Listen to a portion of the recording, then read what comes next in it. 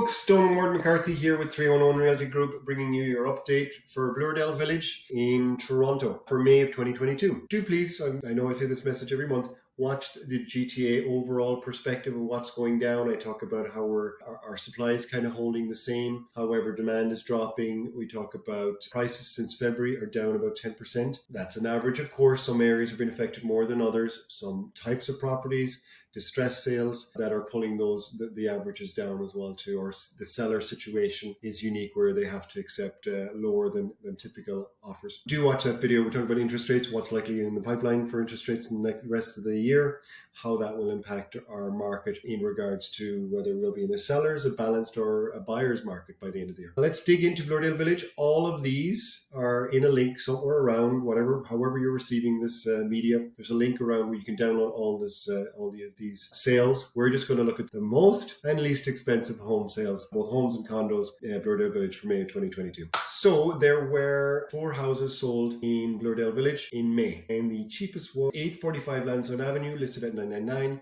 on the market for 18 days, sold exactly for the listing price of $999. And that tells me, look, they priced it on the button. The fact that it took 18 days, that was the value of the house, right? If they had undervalued it, they would have sold in less amount of time for slightly above asking. But probably a house that needed a lot of work. The most expensive sale, yes, this one on Wallace Avenue, 175 Wallace, the triplex, went for, in 12 days, listed pretty much at 1.4, sold for 1.4. And that was a 2.5 story as well, too, semi-detached, 22 foot frontage by 75, so not as deep. Condos. Now, there were a lot of condo sales. There were 9 condo sales. Again, I'm not going to dig into all of them. There was a one bedroom at 816 Lansdowne Avenue, sold for $575. There was a 2+1 bedroom, sold for $790 at 812 Lansdowne Avenue, and that was a 2+1 bedroom unit. So larger, more bedrooms, obviously went for $200,000 extra. So there you have it. Let's look at the 6-month aggregate chart. They've got, this chart is 6 months, so it still has a lot of the data from frenzy exiting 2021 and into 2022. So let's not pay too much heed to these figures right now. We need to watch what they do in the coming 6 months. So on average of the sales in Bloordale Village, houses were selling in 11 days, and on average, stuff was selling for 15% above asking. Exactly the same, actually, as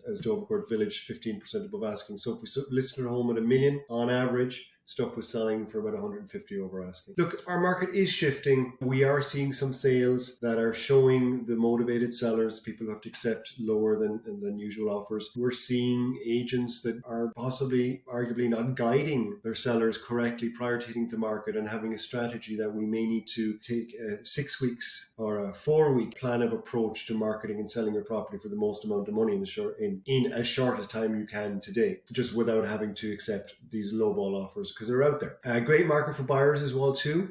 Reach out to us if you are interested in possibly investing. We can now get conditions back in our offers, so it's fantastic. We're back in a very much heading towards a balanced market. Still slightly in the seller's market, particularly in homes. We've got a ways to go a little bit, but we're heading into a balanced market, which is great news.